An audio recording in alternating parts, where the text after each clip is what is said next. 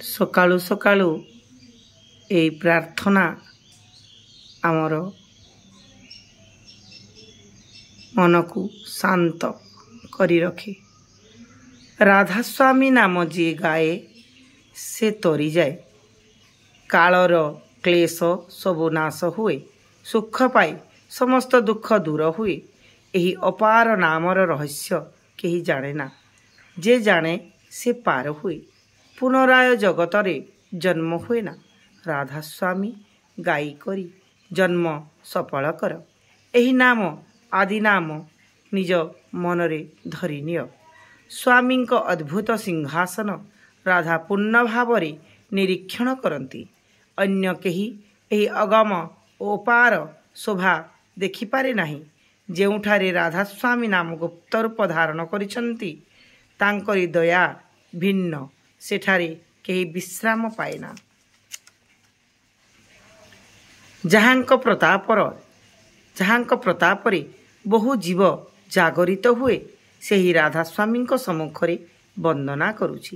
ସଦ୍ଗୁରୁଙ୍କ ପାଦପଦ୍ମରେ ସତ୍ୟଧାମ ଓ ସତ୍ୟ ନାମକୁ ପୁନଃ ପୁନଃ ପ୍ରଣାମ କରୁଛି। ଆଦି ଅନାଦି ଓ ଅନାମୀ ସନ୍ତ ସ୍ୱରୂପ ନିଜ ଧାମ ଛାଡ଼ି ଆସି ଭବସାଗରରେ ନୌକା ଲଗାଇଛନ୍ତି ଓ ମୋ ପରି ଜୀବ ସମସ୍ତଙ୍କୁ ସେଥିରେ ଚଢ଼ାଉଛନ୍ତି। ଏହି ଶବ୍ଦରେ ବିଶ୍ୱାସ କରାଇ ଓ ସୁରତର କଥା ଶୁଣାଇ ଭ୍ରମ କର୍ମରୁ ରକ୍ଷା କରୁଛନ୍ତି। କୋଟି କୋଟି ବାର ବନ୍ଦନା କରୁଛି, ଅସଂଖ୍ୟ ବାର ଦଣ୍ଡବତ ଜଣାଉଛି। ରାଧାସ୍ୱାମୀଙ୍କୁ ପାଇ ଭକ୍ତିର ଭଣ୍ଡାର ଖୋଲିଛି।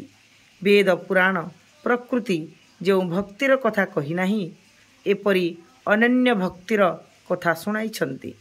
ସତ୍ୟ ପୁରୁଷଙ୍କର ଧାମ ଚତୁର୍ଥ ପଦରେ, ଯେଉଁଠାରେ ଆଶ୍ଚର୍ଯ୍ୟ ଶବ୍ଦର ବୀଣାଧ୍ୱନି ହେଉଛି, ସେହିଠାରେ ହିଁ ସନ୍ତରଣ ସଦା ବିଳାସ କରନ୍ତି।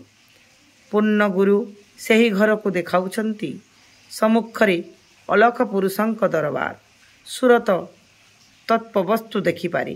ତାହାପରେ ଅଗମ ପୁରୁଷଙ୍କ ଦରବାର, ଯେଉଁଠାରେ କୌଣସି ସନ୍ତ ସୁରତ ବିହାର କରନ୍ତି।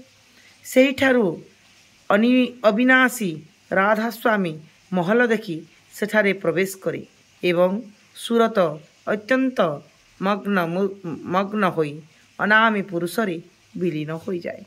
ଜୟ ଗୁରୁ, ଜୟ ଗୁରୁ ଦୟାଲ, ଜୟ ଗୁରୁ।